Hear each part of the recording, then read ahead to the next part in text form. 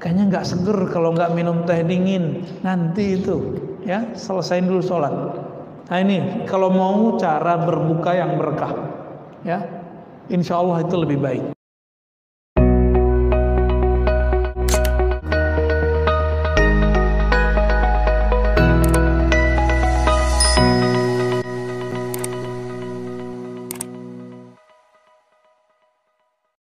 الذي أعطانا نعما كثيرة والحمد الذي أعطاني وإياكم الكوثر فأمرنا بالصلاة والنهر والصلاة والسلام على حبيبنا المصطفى سيدنا محمد سيد الأولين والآخرين وعلى آله وأصحابه ولبيته وذريته أجمعين.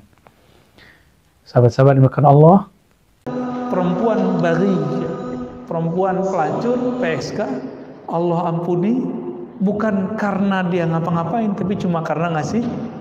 Nah begitu. Jadi agama itu gampang-gampang susah. Dosa besar. Tapi kalau mau diampuni, gampang sekali jalannya. Maka saya katakan kepada diri saya, kepada kita semua, kepada semua para pendosa, semua kita ini pendosa, jangan putus asa dari rahmat Allah. Siapa tahu dengan amal sedikit Allah angkat kita. Innama tuqawwi syahawat bil akli atau tuqwa syahawat bil akli wasyurb. Syahwat itu hanya bisa dikuatkan dengan makan dan minum. Benar ya?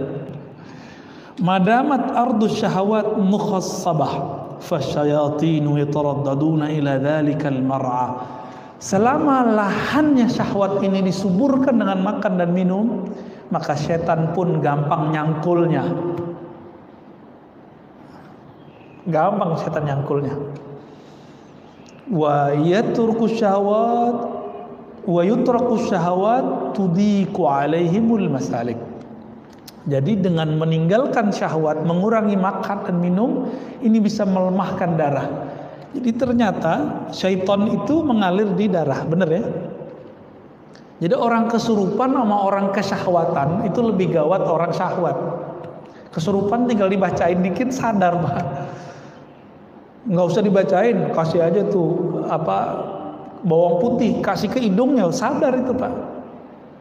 Tapi kalau dulu kita dapat pakai bawang putih yang baunya keras, sembuh. Tapi kalau orang syahwat dikasih bawang putih tambah kuat, Pak, syahwatnya. Malah itu penguat ya.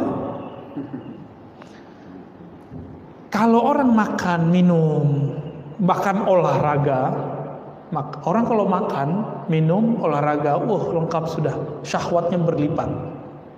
Karena hormon bahagianya masuk.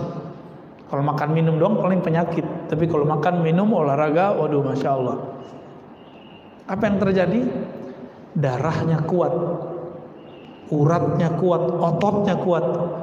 Wah, itu menjadi senjata luar biasa bagi setan. Ya. Maka jalur pintas untuk mengatasi itu cuma puasa. Jadi puasa itu bekamnya setan. Jadi hijamahnya syayatin puasa, hijamahnya darah buang darahnya. Maka bapak-bapak yang kolesterol, kalau mau hijamah kurangi dulu konsumsi obat pengencer darah, ya. Minum jamu yang dianjurkan oleh ahli herbal, baru dibuang, Pak. Itu cuma bisa dibuang, nggak bisa diapa-apain. Ngapain darah disimpan-simpan di badan kalau kotor? Buang aja. Maka Nabi SAW ketika dimi'rajkan ke langit, beliau dipesani oleh Jibril, "Hai Muhammad, ihtajim. Hai Muhammad, berhijamahlah engkau. Berbekamlah. Coba amalkan Pak sunnah ini. Nanti punggungnya yang berat-berat itu, kepala yang sakit-sakit itu, ini tanda kolesterol kan beratnya di sini. Kalau orang stres di sini, Pak."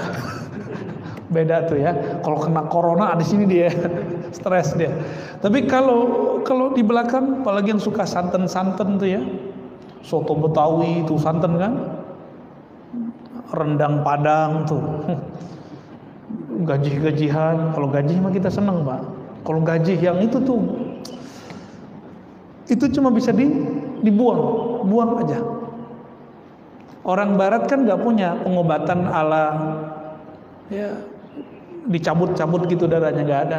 Pijit kan nggak ada, akupuntur nggak ada. Mereka mainnya ngobatin darah.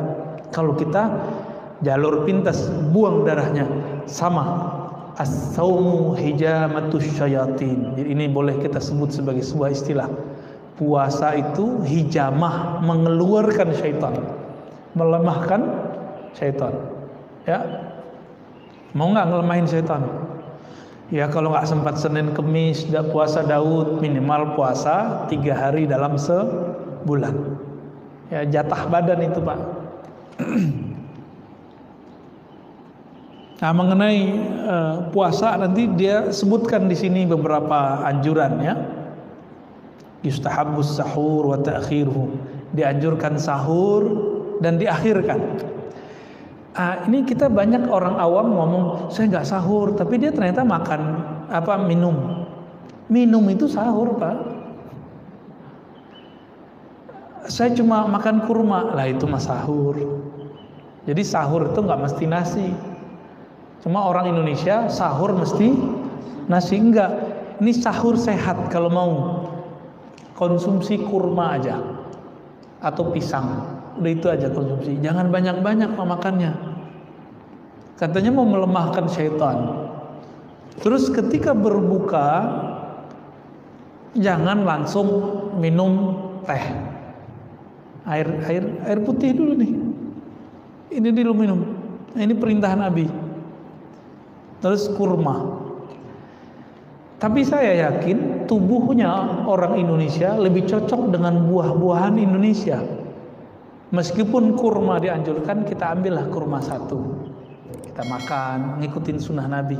Karena Nabi berbuka dengan kurma. Seandainya Nabi dulu ada di Karawaci, kira-kira gimana Pak? Dulu nggak ada impor-impor kurma. Kira-kira pakai apa Nabi bukanya? Paling pakai pisang. Apalagi kira-kira buah-buah seger yang nggak asam di perut, cari aja. Kalau pisang kan ada yang asam, ada yang enggak. Ya, kalau kita mukanya asam Pak. Coba dicari aja itu.